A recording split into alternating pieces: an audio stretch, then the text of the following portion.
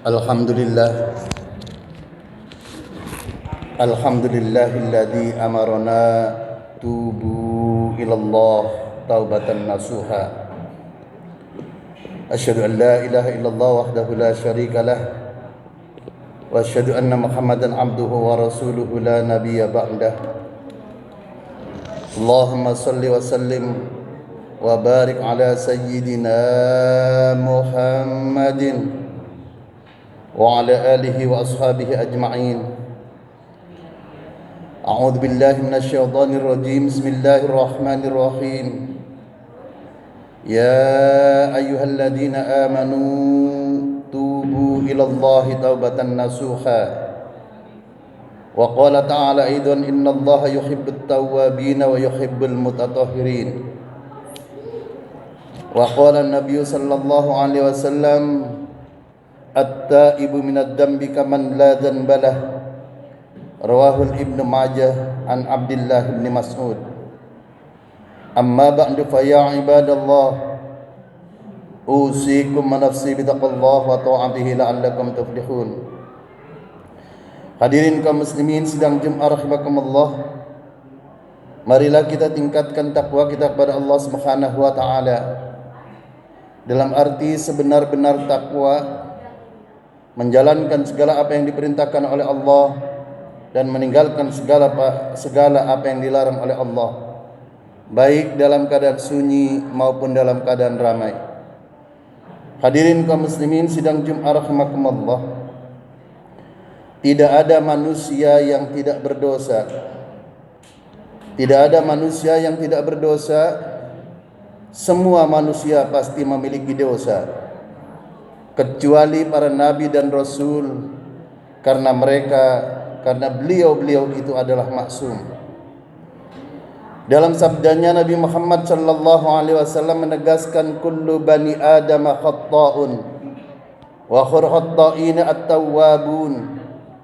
Tiap-tiap anak cucu Adam, tiap-tiap manusia pasti memiliki dosa, dan sebaik-baik orang yang memiliki dosa itu adalah orang yang bertobat kepada Allah Subhanahu wa taala. Hadis riwayat Imam Tirmidzi, Ibnu Majah dari sahabat Anas bin Malik. Kaum muslimin sidang Jumat rahimakumullah, Hujjatul Islam Imam Ghazali di dalam kitabnya At-Taubatu ilallah wa mukaffiratid dzunub, tobat dan penebus dosa, beliau mengemukakan empat sifat penyebab manusia berbuat dosa. Empat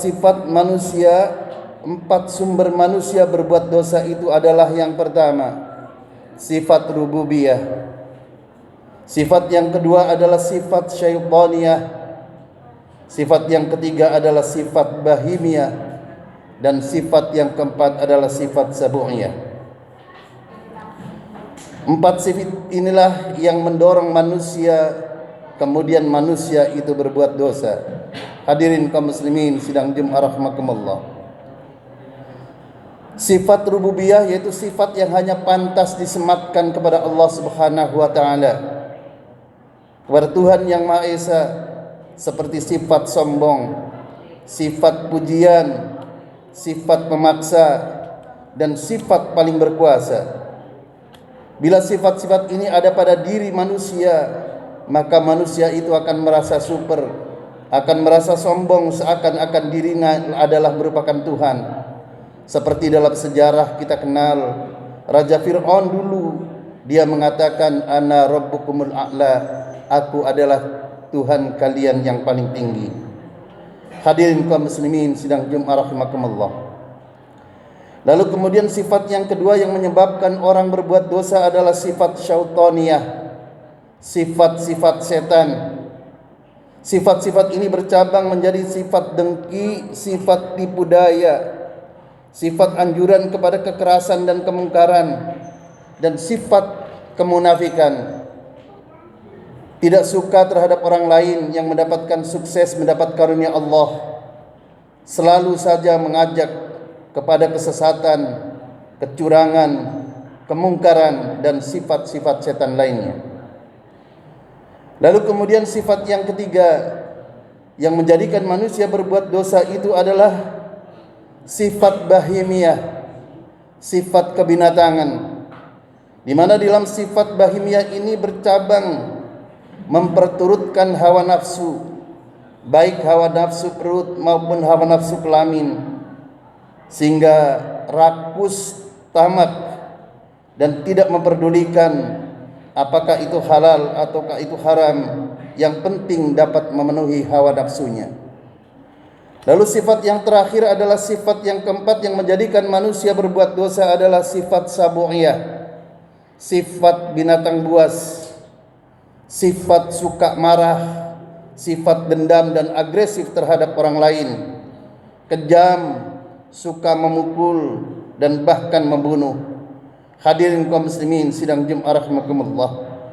Menurut Imam Ghazali, keempat sifat ini timbul secara gradual, secara bertahap, bermula dari sifat bahimiyah, sifat kebinatangan. Lalu kemudian sifat itu kemudian bersatu dengan sifat sabu'iyah, sifat dari binatang buas. Manakala sifat bahimi ini dan sifat binatang buas itu sudah berada, maka kemudian timbul dan muncul sifat syaitoniyah. Dan kala sudah bergabung dengan sifat syaitoniyah, sifat licik, sifat melakukan tipu daya, maka muncul kemudian adalah sifat rububiyah, yaitu bangga dan sombong serta mau menang sendiri, sehingga muncullah sifat ketuhanan, mengaku yang paling berkuasa dan bahkan akhirnya ujung-ujungnya mengaku sebagai Tuhan, ana rabbukumul a'la, sebagaimana yang telah pernah di dalam sejarah dilakukan oleh Fir'aun. Hadirin kaum muslimin sidang Jumat rahimakumullah.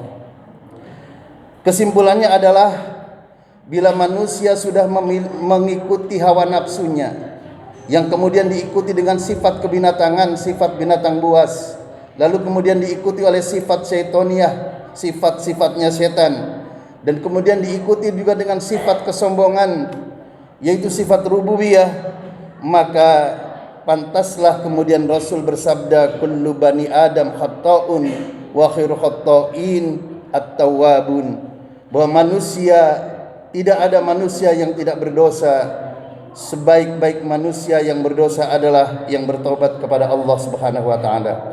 Hadirin kaum muslimin sidang Jumat rahimakumullah. Kedudukan dan kemuliaan orang yang bertobat. Orang yang bertobat di hadapan Allah memiliki kedudukan yang tinggi.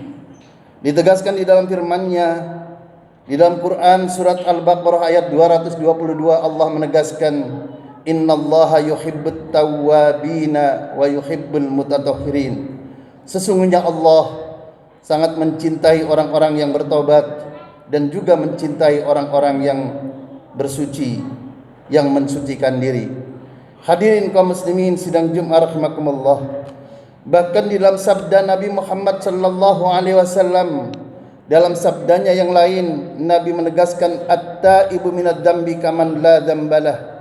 Orang yang bertobat dari dosa itu adalah seperti orang yang tak memiliki dosa.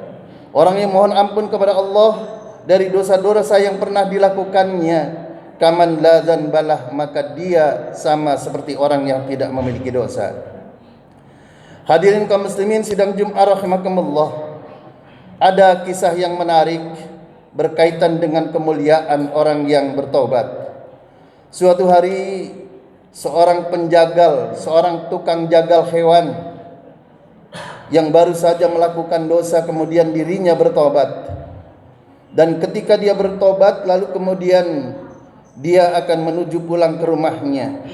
Dan tatkala dia akan pulang ke rumahnya, di jalan dia bertemu dengan orang soleh, orang yang suka berbuat dan beribadah kepada Allah Subhanahu wa taala. Tatkala berbincang sejenak dengan orang soleh itu, maka kemudian ternyata antara si jagal dan tukang soleh itu mereka satu daerah, satu wilayah, hanya berbeda blok saja. Sehingga kemudian berjalanlah si jagal tadi yang bertobat tadi dengan orang soleh tadi. Hadirin kaum muslimin sidang Jumat rahimakumullah. Ketika orang yang bertobat tadi bertemu dengan orang soleh, dilihatnya langit itu mendung, awan menaungi keduanya. Dalam batin dan benak orang yang bertobat, si jagal tadi yang baru melakukan dosa dan kemudian bertobat, dirinya menganggap bahwa ini adalah merupakan karunia dan merupakan sesuatu yang diberikan kepada orang yang soleh yang suka melakukan ibadah. Hadirin kaum muslimin sidang Jumat rahimakumullah, tatkala di dalam perjalanan menuju wilayah di mana tempat mereka bersama itu, maka kemudian ketika mereka berjalan, awan itu mengikuti keduanya. Terus awan itu mengikuti keduanya hingga sampailah pada pertigaan, di sebuah jalan pertigaan di mana orang soleh dan orang yang barusan bertobat itu untuk berpisah. Hadirin kaum muslimin sidang Jumat rahimakumullah, ternyata tatkala kemudian berpisah antara orang soleh dan orang yang baru bertobat, orang yang baru bertobat menyangka bahwa awan itu akan mengikuti orang yang soleh yang ahli ibadah tadi. Tetapi ternyata ketika orang soleh itu pergi dan meninggalkan orang yang sudah bertobat tadi, maka ternyata awan itu diam saja dan tidak mengikuti orang soleh. Dan ketika orang soleh itu tahu bahwa dirinya melihat bahwa awan itu mengikuti orang yang baru saja bertobat, maka kemudian orang soleh itu kemudian balik menyambangi orang yang baru bertobat itu, dan kemudian orang soleh itu berkata kepadanya bahwa awan, jangan heran engkau melihat awan yang menaungi dirimu, karena awan mendung yang menaungi dirimu itu karena Allah mencintai orang-orang yang bertobat, berada di posisi yang dicintai Allah. Engkau adalah orang yang sedang berada di posisi yang dicintai Allah karena tobatmu. Sebagaimana Al-Quran menegaskan, innallaha yuhibbut tawwabin, sesungguhnya Allah mencintai orang-orang yang bertobat. Bahkan kata Nabi, kaman la dzanbalah, sama seperti orang yang tidak berdosa. Hadirin kaum muslimin sidang Jumat rahimakumullah, pada bagian akhir khutbah ini, agar kita memperoleh kedudukan kemuliaan seperti orang yang bertobat, mari kita renungkan Al-Quran surat yang ke-24, surat An-Nur ayat 31. Allah menegaskan, wa tubu ilallahi jami'a ayyuhal mu'minun la'allakum tuflihun.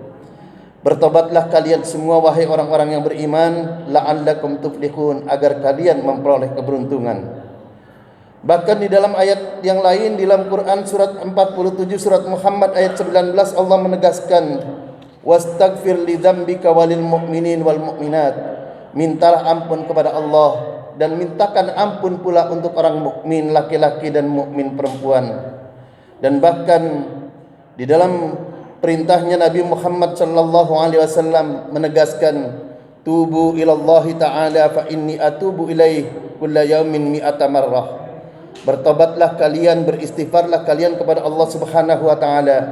Fa inni atubu ilaih, sesungguhnya aku beristighfar kepada Allah Subhanahu wa taala kulla yaumin mi'ata marrah, setiap harinya dalam satu hari satu malam itu adalah 100 kali.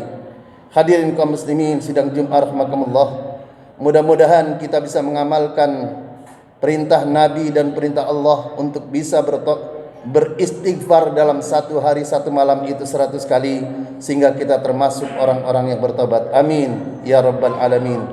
Mudah-mudahan Allah menolong kita untuk bisa memperoleh kedudukan kemuliaan sebagaimana orang yang bertobat. Aqulu qouli hadza wa astaghfirullahal azim li wa lakum wa lisairil muslimin wal muslimat wal mu'minin wal mu'minat fastaghfiruhu innahu huwal ghafurur rahim.